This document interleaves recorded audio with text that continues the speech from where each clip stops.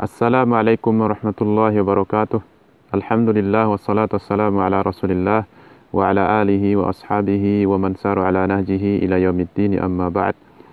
Santri-santriku, semoga Allah Subhanahu wa taala merahmati antum semua. Alhamdulillah kita berjumpa lagi pada pelajaran Hifdzul Hadis, dan ini pertemuan yang keempat sampai kita ke hadis yang ketiga. An Abi Hurairah radhiyallahu anhu qala Rasulullah sallallahu alaihi wasallam, inna athqalas salati 'alal munafiqin salatul isya wa salatul fajr walau ya'lamuna ma fihima la atawhuma walau habwan wa laqad hamamtu an amura bis salah fatuqam thumma amura rajulan fayusalliya bin nas thumma antaliqa ma'i birijalin ma'ahum hizamun min hatabin ila qaumin la yashhaduna as-salah fa uharriqu alaihim buyutahum bin nar. Rawahul Bukhari wa Muslim. Dari Abu Hurairah radhiyallahu anhu, beliau mengatakan Rasulullah sallallahu alaihi wasallam bersabda, sesungguhnya salat yang paling berat atas orang-orang munafik adalah salat Isya dan salat subuh. Seandai kata mereka mengetahui apa yang terdapat pada keduanya, niscaya mereka akan mendatanginya walaupun dengan cara merangkak. Walaqad hamamtu an amura bis shalah. Aku berkeinginan untuk merintahkan salat itu untuk ditegakkan. Summa amura rajulan fa yusalliya bin nas. Kemudian aku perintahkan seorang untuk mengimami manusia untuk salat. Kemudian aku pergi bersama orang-orang yang membawa kayu bakar kepada kaum yang tidak menyaksikan, yang tidak hadir salat jamaah, kemudian aku bakar rumah mereka. Hadis ini sahih, diriwayatkan oleh Imam Bukhari dan Imam Muslim. Santri-santriku, semoga Allah Subhanahu wa taala merahmati antum semua. Seperti biasa, kita akan menyebutkan hadis.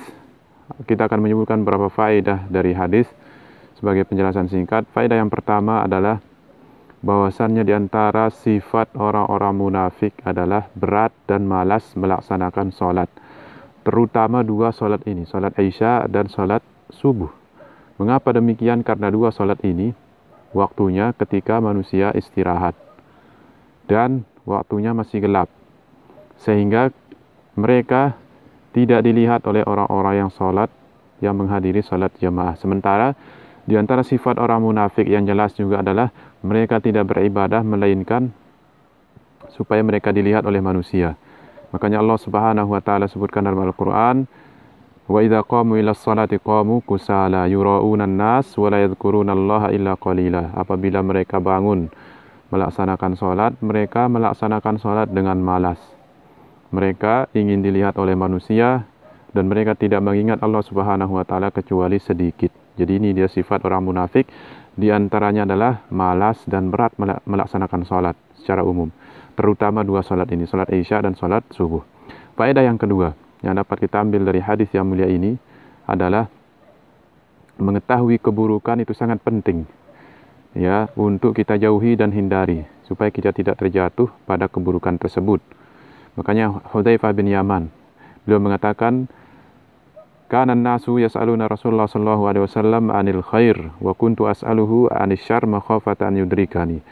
Orang-orang dahulu bertanya kepada Nabi sallallahu alaihi wasallam tentang kebaikan, sementara aku bertanya kepada Nabi tentang keburukan karena khawatir jangan-jangan aku terjatuh pada keburukan tersebut. Jadi mengetahui keburukan ini sangat penting. Dalam hadis ini Nabi sallallahu alaihi wasallam menyebutkan keburukan sifat orang-orang munafik, ya.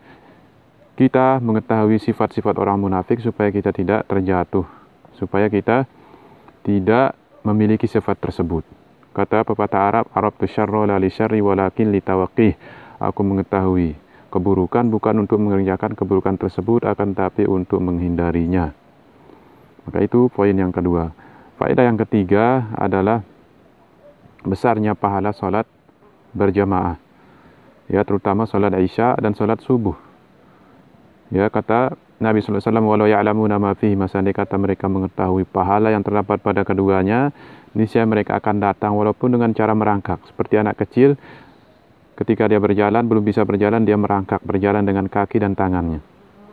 Ya, dalam hadis yang lain Nabi sallallahu alaihi wasallam menjelaskan secara jelas, yang diriwayatkan oleh Utsman bin Affan. Rasulullah sallallahu alaihi wasallam bersabda, man shallal isya fi jama'atin fa ka'annama shalla nisfal lail. Barang siapa yang solat isya secara berjamaah, maka seakan-akan dia solat setengah malam. Wa man shalla as-subha fi jama'atin faka'annama shalla al-laila kullah. Barang siapa yang solat subuh secara berjamaah, maka seakan-akan dia solat semalam penuh. Maka siapa dari kita yang mampu solat semalam penuh?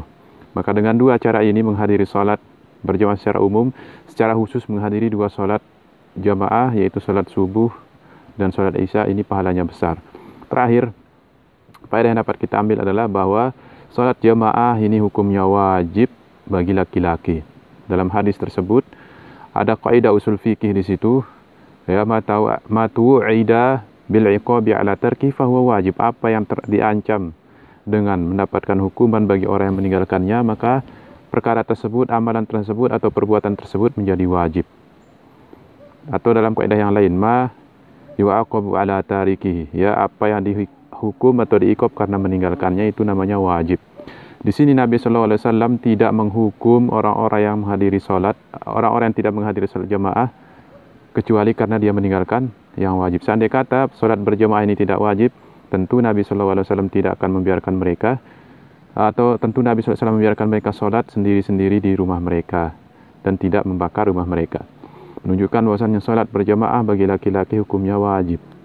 Itulah 4 faedah singkat yang dapat kita ambil dari hadis yang mulia ini. Mudah-mudahan bermanfaat.